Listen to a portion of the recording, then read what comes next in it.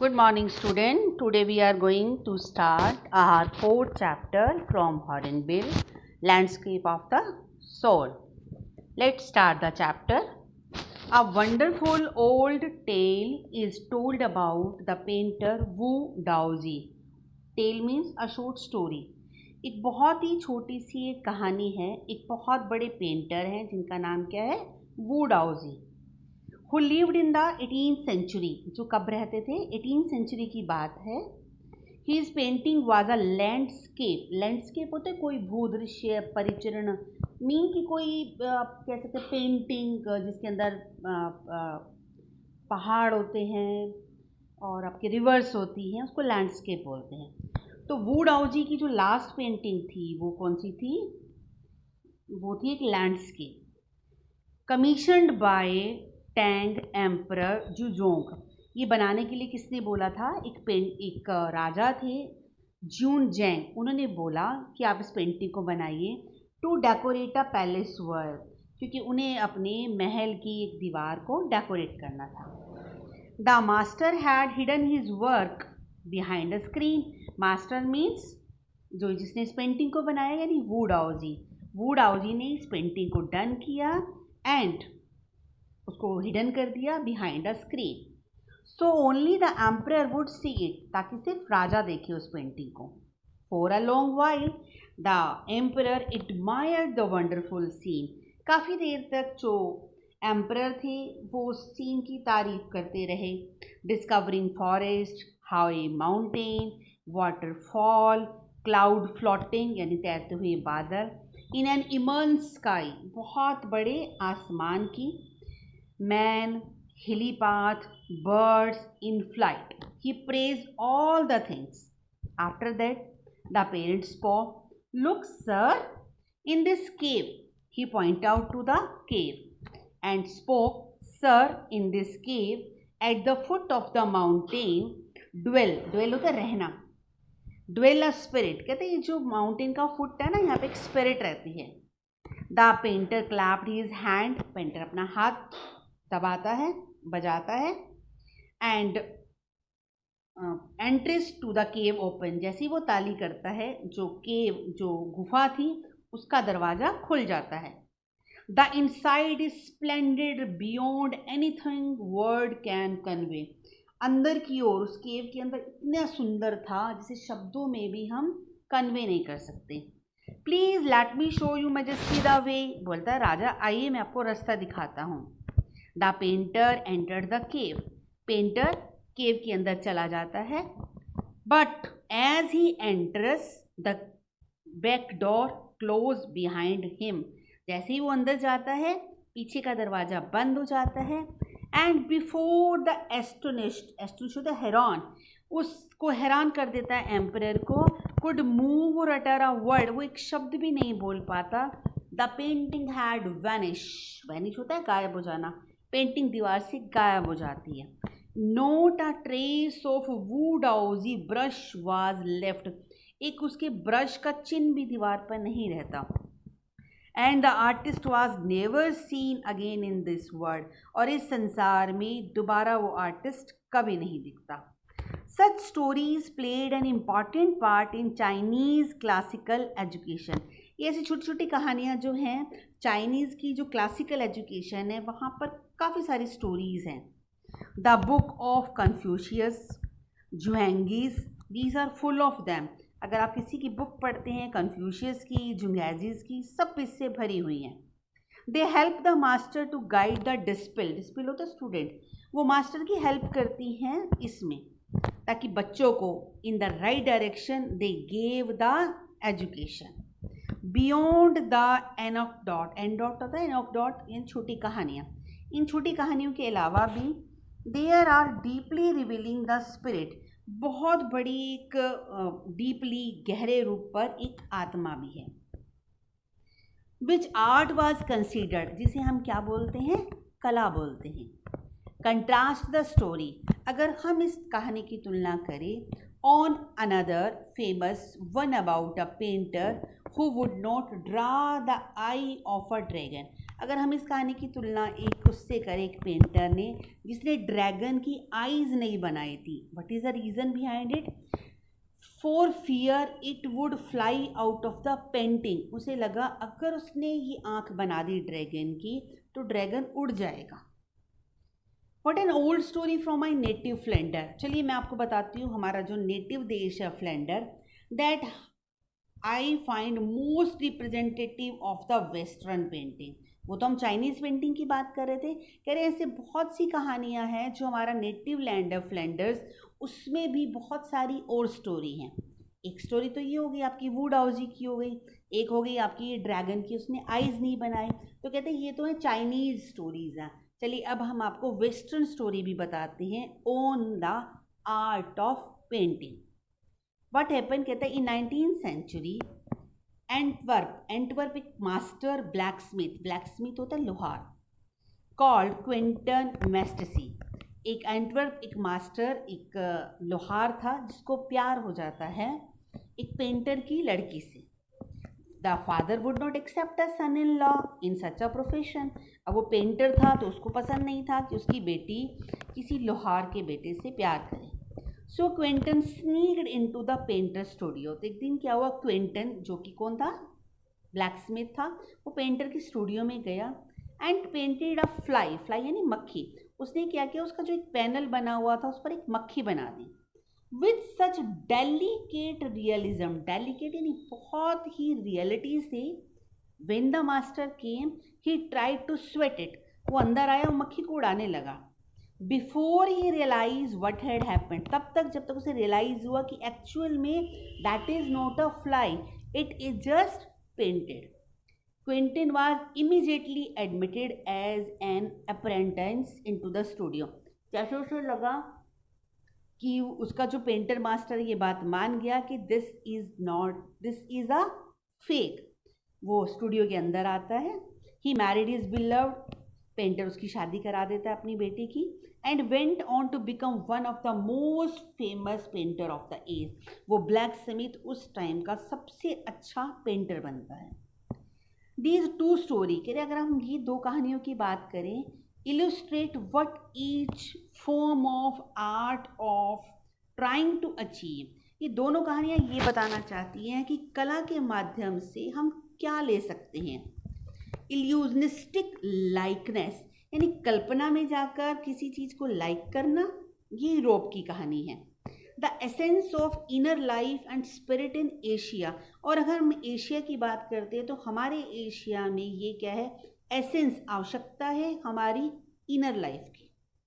कहते चलिए अब हम आपको एक सुनाते हैं Chinese story. In the Chinese story क्या था, एम्परर कमीशन अ पेंटिंग। एम्परर यानी कि राजा, किंग ने क्या बोला, एक पेंटिंग बनाइए and appreciate it's outer appearance. उसने उसकी किस चीज़ की तारीफ की, पेंटिंग की बाहर की। But the artist reveal to him the true meaning of his work. लेकिन आर्टिस्ट जानता था कि पेंटिंग बाहर से सुंदर नहीं है, it is good from inner. The emperor may rule over the territory. कोई भी राजा टेरिटरी पर रूल कर सकता है, ही हैज कॉन्क्योर्ड, जो उसने जीती है। But only the artist know the way with in. लेकिन आर्टिस्ट जानता है कि कैसे इसके अंदर जाया जा सकता है। That's why he told late me show the way. तभी उसने एम्परर से कहा था, आइए मैं आपको रास्ता दिखाता हूँ। The Dao a word that means both the path और मेथड। एक वर्ड है दायो, इस दायो वर्ड का मतलब क्या होता है, पाथ एक रास्ता और एक मेथड अंदर जाने का। The mysterious work of the universe. इस यूनिवर्स का जो मिस्टीरियस, शानदार, अनदेखा जो एक वर्क है उसको कैसे अचीव किया जा सकता है, वो सिर्फ आर्टिस्ट जानता है, ना कि किंग जानते हैं। The painting is gone but the artist has reached the goal. Painting बेशक गायब हो जाती है लेकिन आर्टिस्ट अपने गोल को ले लेता है। बियॉन्ड एनी मटेरियल अपीयरेंस, बिना किसी मटेरियल अपीयरेंस की। A classical Chinese landscape is not mean to reproduce an actual view. एक जो क्लासिकल चाइनीज जो लैंडस्केप होता है उसका जो एक्चुअल मीन है, as would a western figurative painting, figurative होता है यानी कि फिगर से जो पेंटिंग बनती है वो पेंटिंग, और चाइनीज क्लासिकल जो पेंटिंग है, these are different. Whereas European painter, अब यूरोपियन पेंटर को पेंटिंग कैसी चाहिए, they want you to borrow his eyes, वो चाहते हैं कि तुम हमारी आंखें उधार लो, and look at a particular landscape, जो वो दिखाना चाहते हैं उसको देखिए, एज ए साइट, जैसा वो देखते हैं, फ्रॉम अ स्पेसिफिक सिंगल, एक स्पेसिफिक सिंगल से। But the Chinese painter does not choose a single view point, लेकिन जो चाइनीज पेंटर है ना, उन्हें आपका कोई व्यू नहीं चाहिए। His landscape is not a real one, उसका जो लैंडस्केप है वो रियल नहीं है। And you can enter it from any point, आपका जहाँ से मन करे आप वहाँ से जा सकते हैं। The artist create a path for your eye to travel up and down, जो आर्टिस्ट है वो आपकी आंख को एक ट्रेवल देता है, ऊपर जाने का, नीचे जाने का, बैक आने का, इन आ लीजरली मूवमेंट, जो बड़ा आरामदायक मूवमेंट होता है तब। This is even more true in the case of horizontal scroll, ये बिल्कुल वैसा ही है अगर आप पेंटिंग को हॉरिजॉन्टल स्क्रोल करते हैं, in which the action of slowly opening one section of the painting, जब आप हॉरिजेंटल खोलते हैं पेंटिंग को तो उसका एक सेक्शन ऊपर होता है और एक सेक्शन नीचे होता है, then rolling it up to move on to the other, फिर वो रोल करता है एक जगह से दूसरी जगह जाने की। Add a dimension of time which is unknown in any other form of painting, और वो आपको एक डायमेंशन ऑफ टाइम देता है कि आप पेंटिंग के किसी भी वे से जा सकते हैं। It also require the active participation of the viewer, साथ ही वो कहता है कि देखने वाले का जो पार्टिसिपेशन है वो कैसा होना चाहिए, एक्टिव। हु डिसाइडेड, ताकि आप डिसाइड करें, व्हाट पेस, किस तेजी से he will travel through the painting, कि वो पेंटिंग की ओर जाए। A participation which is physically as well as mentally, painter चाहता है कि आपका जो पार्टिसिपेशन हो वो फिजिकली भी हो और मेंटली भी हो।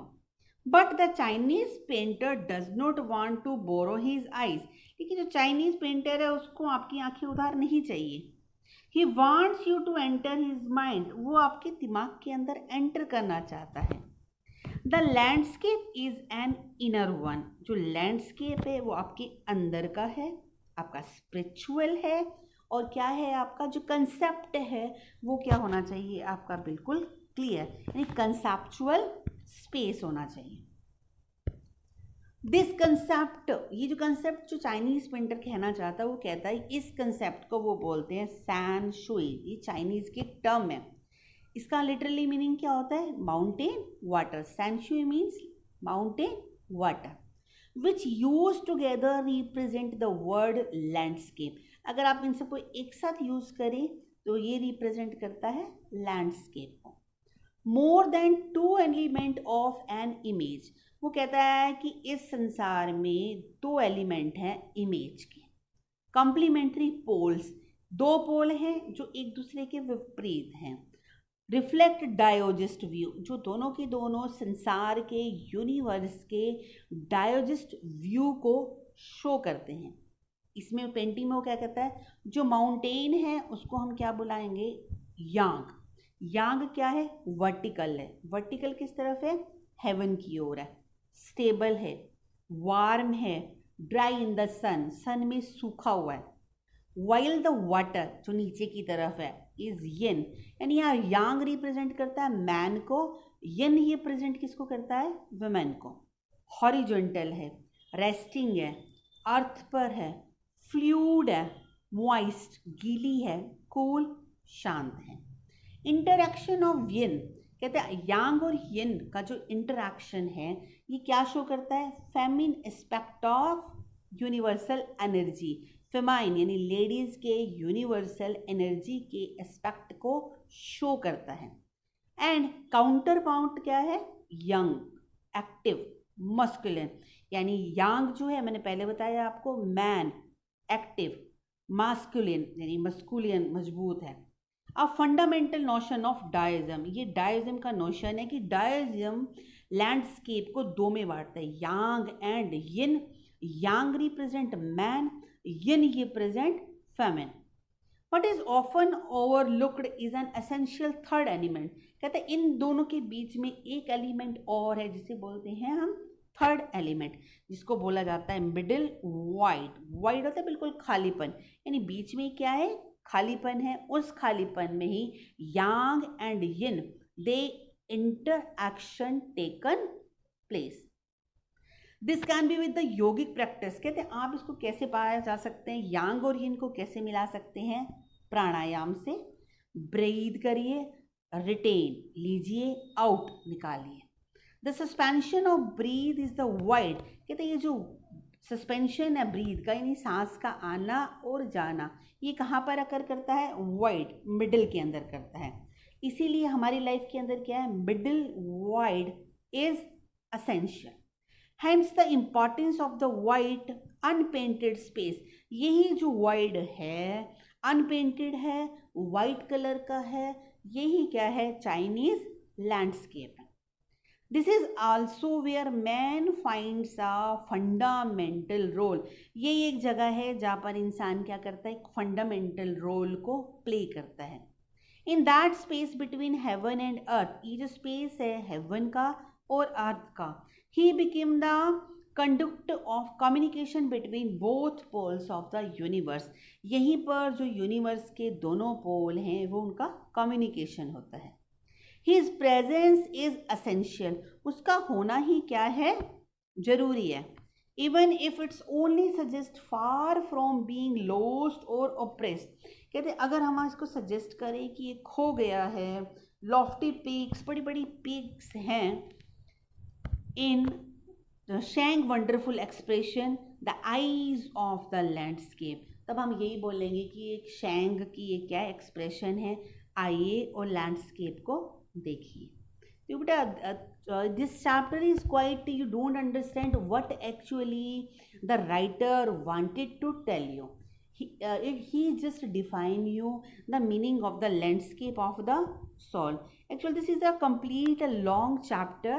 From there they had taken a short anecdotal, एक छोटी सी आपको एक कहानी ली है, 2-3 कहानी और 2-3 स्टोरीज के, उससे सिर्फ जो राइटर है वो आपको बताना चाहता है what is yang, what is yin, what is wide, why he make a painting, what do you mean by the landscape, what is the universal thinkers, what the Chinese thinker thought when they make the paintings, और what is the eastern painter paint.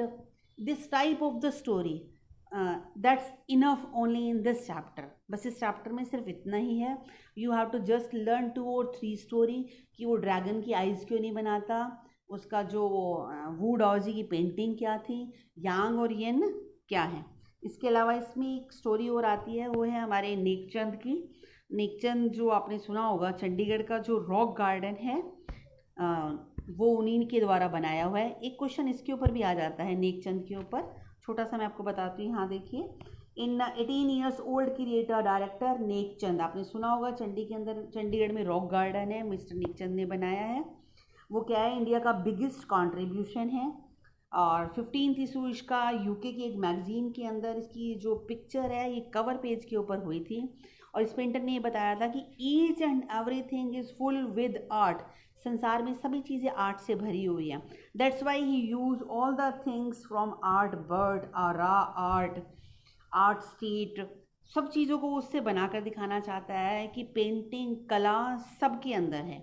तो Nek Chand has taken the dizzying heights, recognise his height, और उसको UNESCO, Swiss commission for UNESCO में भी उसको honour किया गया था उनकी पेंटिंग के लिए. और अक्टूबर के अंदर एक जगह पर हो चुका, वैसे ये पुराना एडिशन है, तो उसमें बताया था कि अक्टूबर में भी एक म्यूज़ियम में Switzerland, Belgium, France and Italy, वहाँ पर उनकी सारी कला का शो किया गया था. तो ये इंडिया का इसमें उन्होंने बताया है कि painting can be done by any of the raw art. Please listen this video 2 times because there is not such a story in this chapter. It just only explain what is the landscape. Actually में landscape क्या होता. Thank you and have a nice day. Hope you understand the chapter.